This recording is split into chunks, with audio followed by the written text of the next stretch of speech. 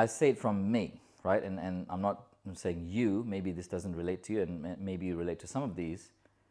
A lot of times we say, I want life at a different level, a different frequency.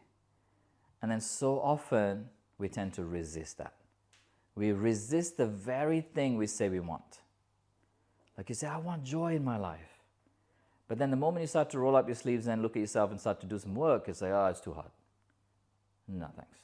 Too difficult. I'm just going to go back to the way it was. So we tend to have, then the mind has, I say you, but I'm actually saying the mind has many strategies to resist. The reason for that is because it wants to stay in what is known, what is comfortable. Because if it is uncomfortable, if it's new, then it's uncomfortable. And anything that is new is not known. And in case you don't know, our brain, our nervous system is wired, its number one priority is survival. So it's always looking, even though we don't live in a time where there is a saber-toothed tiger in your living room right now, hopefully not. Right, have a look around, I think you're okay. But our brains still function like that. It still looks around all the time for proof. Am I safe? Am I going to survive this? What is it that I need to predict so that I can look out for any dangers and keep myself safe? So it's always looking for that. In that sense, we resist what we say we want, consciously or subconsciously.